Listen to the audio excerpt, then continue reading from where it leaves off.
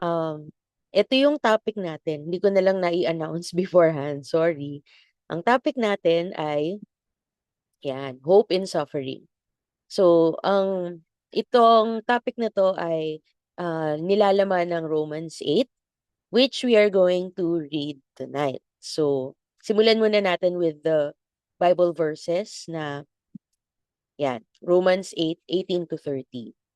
Um, Dito nilalaman yung tungkol sa suffering, and in spite of suffering, merong pa ring hope yung nagsasalita. So, sabi dito, I consider that our present sufferings are not worth comparing with the glory that will be revealed in us.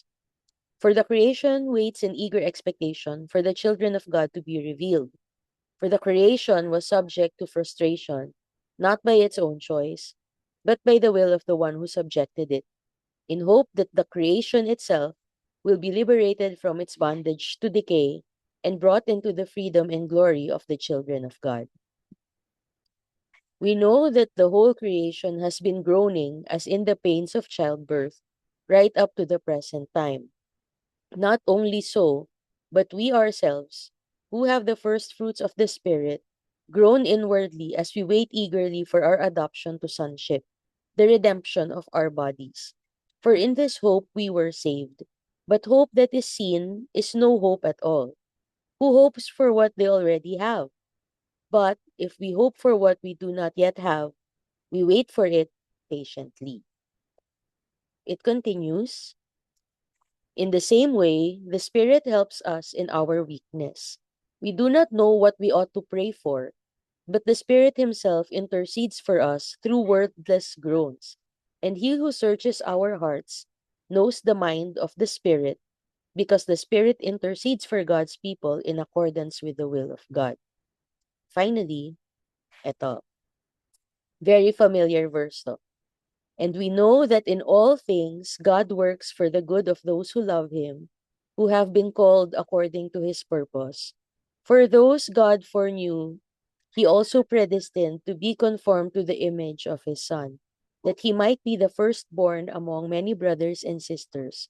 And those He predestined, He also called. Those He called, He also justified. Those He justified, He also glorified. Ayan. So, medyo mahaba po yung binasa natin, pero makikita natin na doon sa readings, the Apostle Paul was talking about our circumstances, no? Yung sinabi niya na, dito sa mundo, marami tayong na-experience na suffering. Hindi lang tayo as people, kung hindi the whole of creation, experiences suffering. Sabi nga niya, lahat tayo merong parang inner groanings, yung parang sa loob natin meron tayong pagkakagusto na makaalis dito sa ganitong klaseng suffering, no, na makalaya tayo sa lahat ng kahirapan, lahat ng mga nangyayaring hindi mabuti. Even nature or creation itself groans. And he said to the point na minsan sa sobrang um, suffering natin, hindi na natin alam kung ano ang idadasal sa Panginoon. Uh, Sabi niya, the Spirit Himself groans for us. No? Dahil hindi na wala tayong words enough to express yung frustration natin, yung sama ng loob natin, yung disappointment, yung hopelessness, helplessness, ganyan. And through it all, yung pinakabandang huli na binasa natin, sabi, regardless of all the things that are happening na hindi maganda, na hopeless, na seemingly parang yung iiiyak mo na lang talaga kay Lord. In spite of all these things, lahat daw ito ay ginagamit ni Lord para sa ikabubuti natin. All things work together for good para sa ating mga naniniwala kay Lord at tinawag para sa kanyang purpose. So, I guess may mga gusto lang akong i-share sa atin na points for reflection. Yan.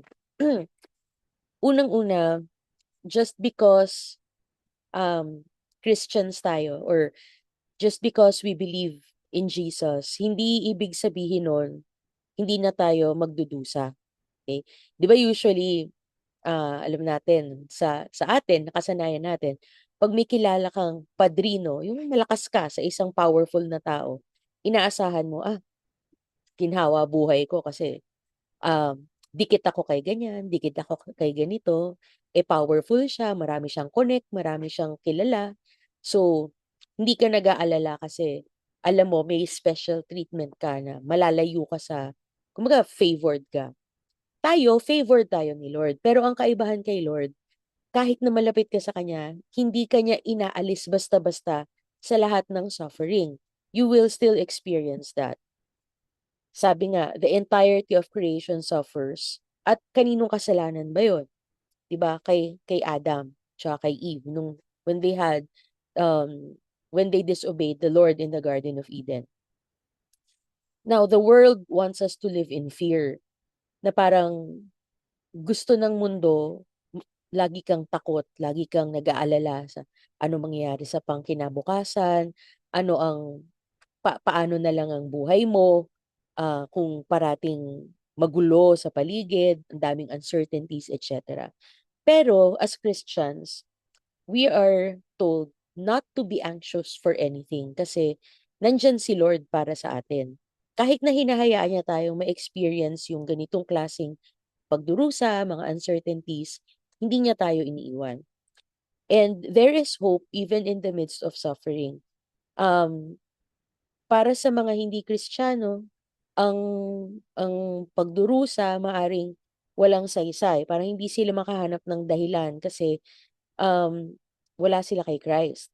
Pero para sa atin, kahit ano yung pagdaanan natin, mahirap man or masakit man, lahat yung suffering natin, lahat ng pains, they will not be in vain kasi pinayagan yun ni Christ for a purpose in us. No?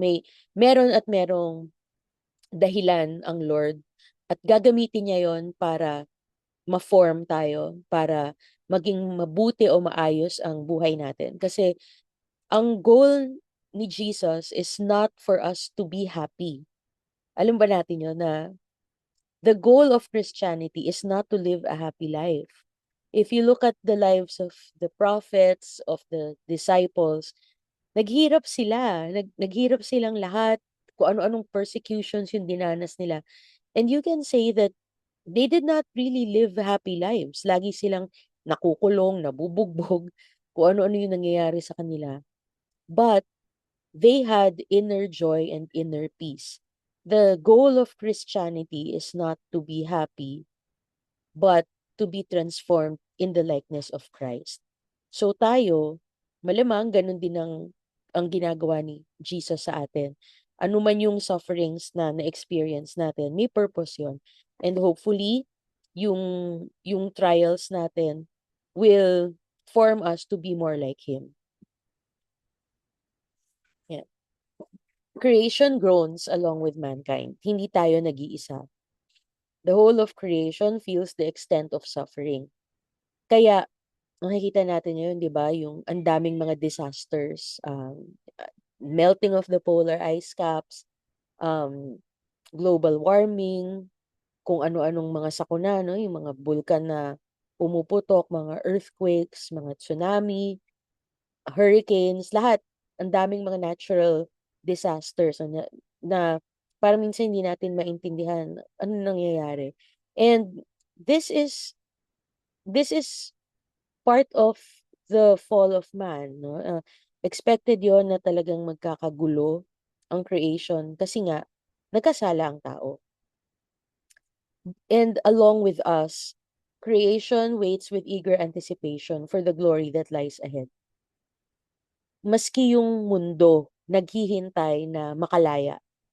Gusto nilang gusto nilang mabalik sa dati, yung original creation na everything was good, everything was in balance, everything was perfect, no? Walang ganitong mga sakuna, walang mga nangyayaring hindi ka nais-nais, no?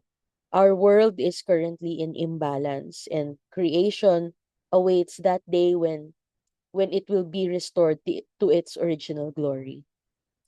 Creation is one with us in waiting for the time when the Lord will bring healing and glory to the whole earth. Ang paghilom ay hindi lamang para sa tao. Ito ay para sa buong mundo. So lahat tayo, we await that glorious day when the Lord will restore not only us, not just our bodies, but the entire world. Kasi eventually, dito tayo titira, di ba? Dun sa glorified earth, dun sa new earth na gagawin niya.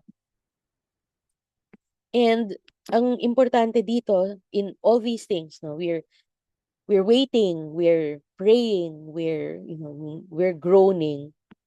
Ang importante dito ay hindi tayo nag-iisa sa pananalangin natin, sa pagkakagusto natin na makalaya, na mag-heal tayo, ma-restore tayo.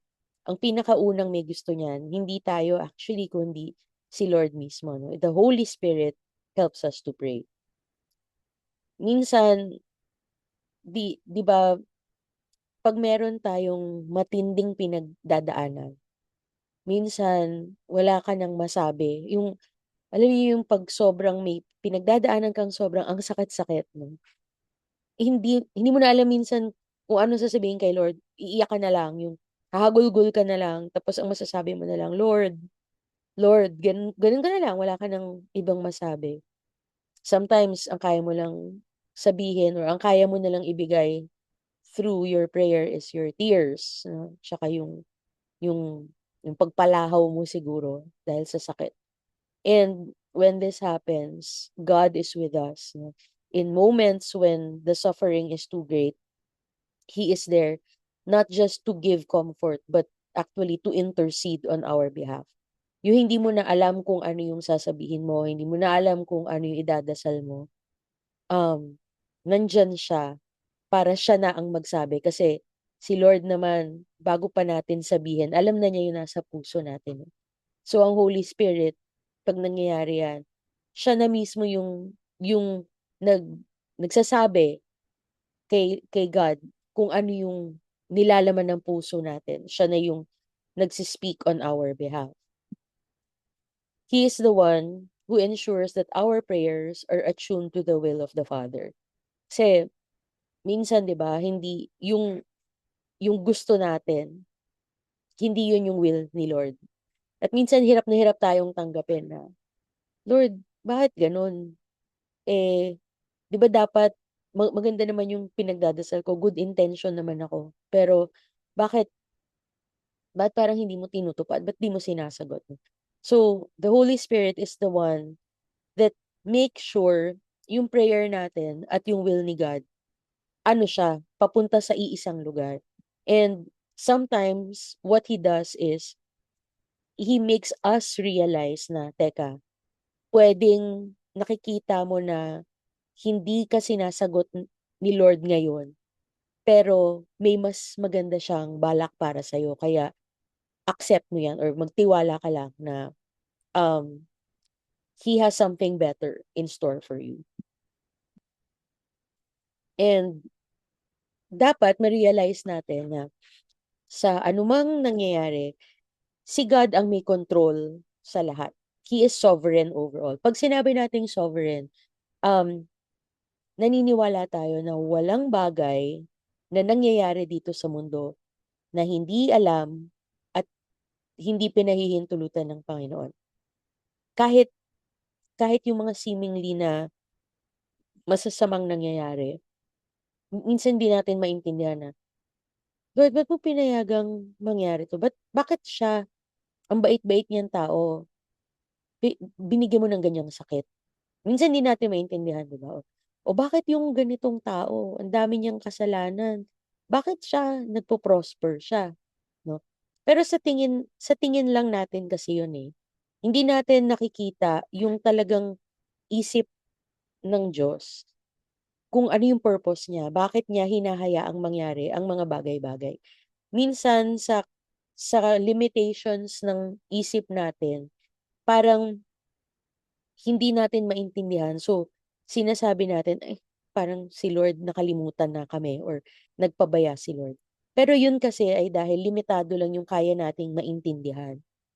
Si God, He He is all-knowing, He is omniscient, and He is all-powerful, He is omnipotent. So, ibig sabihin, kung gusto niyang gawin ang isang bagay, kaya niyang gawin yun. At yung mga dahilan niya para gustuhin niyang gawin ang isang bagay, may purpose siya dun kasi nga alam niya ang lahat. So, kailangan magtiwala lang tayo sa Kanya. Lahat kasi ng nangyayari sa ating mga naniniwala sa Kanya, ginagamit niya yun for our eventual good. Kaya we are secure first and foremost because we know that we are God's children.